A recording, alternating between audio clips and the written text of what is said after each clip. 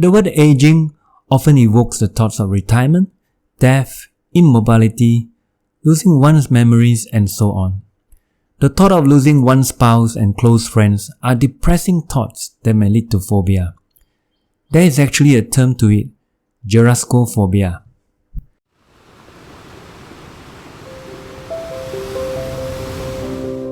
When people are in their 30s, they worry about losing their looks.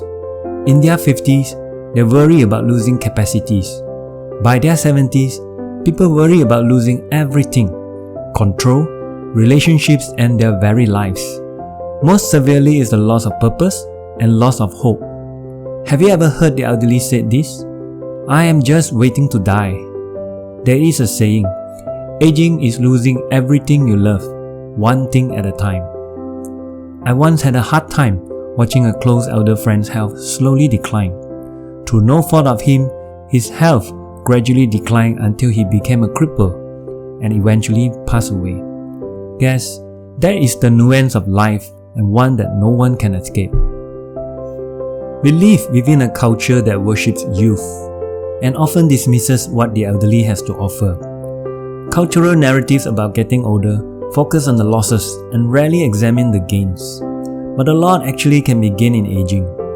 If you really think about it, many of the gains stand opposite the losses mentioned above. Gain of independence, gain of new friends and family members, sweet memories to cherish, gain of financial security or not, gain of new purposes and hopes, and gain of new self. Let's not forget the gain of wisdom, the gain of perspective, and gain of appreciation of the present. Remember, the effects of aging are not just affecting the individual alone.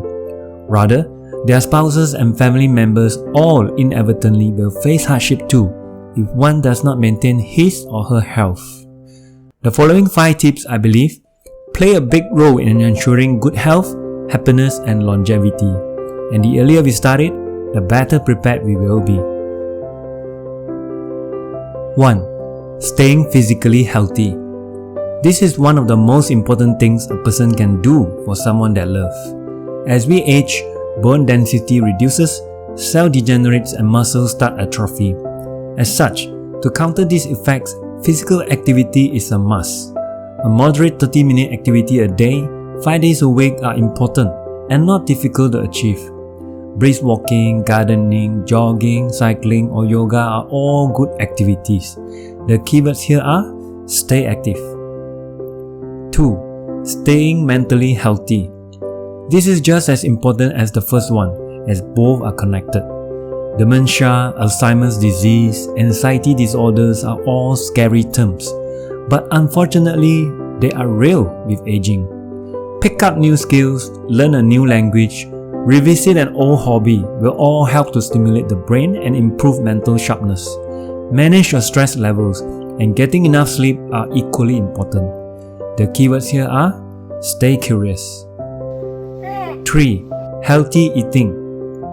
My teenage young boys can literally eat anything, fried chicken and sweet desserts every day, and still get away without any health issues.